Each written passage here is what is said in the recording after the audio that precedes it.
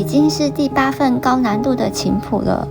他到底有没有尊重我学习的权利？是不是没把我看在眼里呀？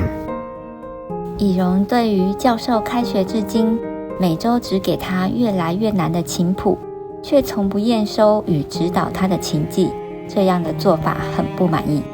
对着正专心做模型的建筑系男友贺杰发泄情绪。你有在听我说话吗？不会连你也懒得理我了吧？听到以荣快哽咽的声音，贺杰赶快停下手边的工作，给予温暖的微笑与拥抱后，泡了以荣最爱的热可可，便专心听以荣把这2个月累积的心理不平娓娓道来。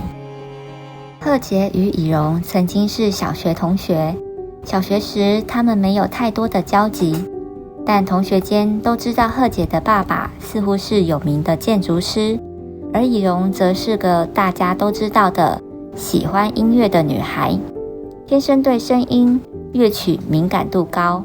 虽然以荣的父母没有特别栽培她的音乐天赋，但她总能自在地唱出美妙的歌曲，也成了班上焦点人物，因此他们对彼此都还有一些印象。中学时，音乐老师发现以荣对于音乐很有自己的品味与见解，因此鼓励以荣学习钢琴，为将来的发展铺路准备。对于学习钢琴，以荣算是起步较晚的，但音乐就像是他前世的吃饭工具一样，一路上的学习并没有太多的挫折，也养成了他较高的自尊心。虽然较高的自尊心让他有那么点傲气，但其实很多时候，这股傲气也帮助他激励自己不能被打倒，要继续努力。后来才有机会进入知名艺术大学的音乐系，再次与贺杰相遇，成为互相支持、鼓励成长的情侣。以荣的教授是位非常有名的钢琴大师。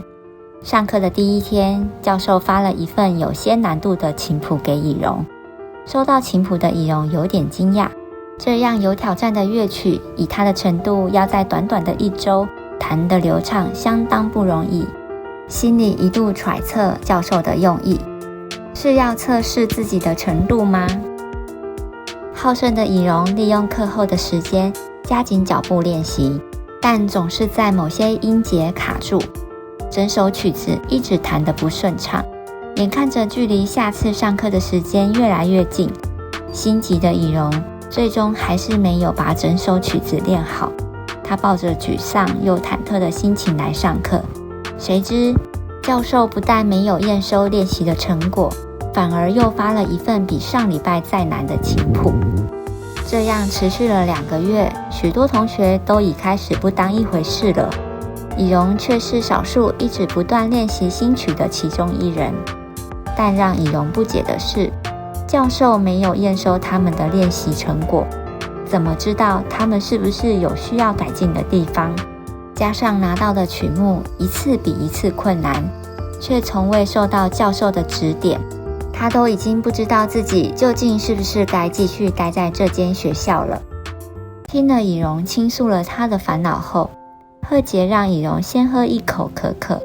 再请他深吸一口气。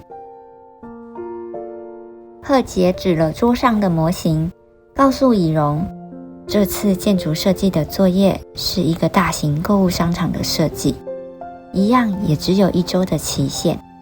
在我刚开始学习建筑设计时，我也和你一样，想把每次的作业都做到最好。但是有许多法规需要消化，许多条件要分析，1周的时间要做出完整的作业真的很难。当时的我也怀疑自己，还好我的爸爸发现了我的状况，告诉我每个人的观点都不同，所以设计永远没有满分。庆幸的是，这只是学校作业，你还有犯错的优待，而每一次的设计操作都在无形中为你累积专业知识与设计操作的熟稔度。从那之后，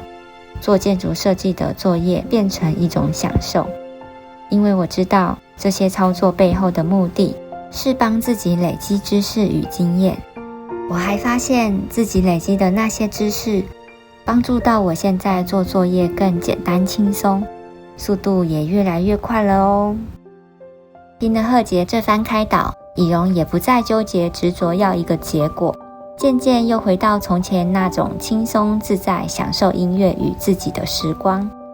教授发的作业仍旧继续练习，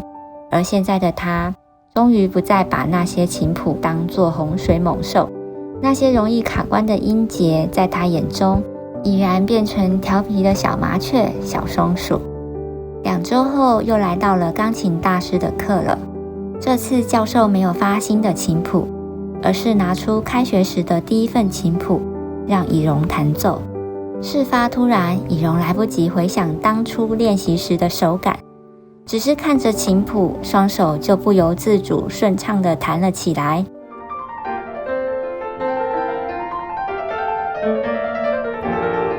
他的内心是惊讶的，是雀跃的。当下他终于明白教授的心思，也深深地体会贺杰对他说的那番话。是的，这是享受。这个故事对你来说有什么启发呢？欢迎在下方留言与我们分享。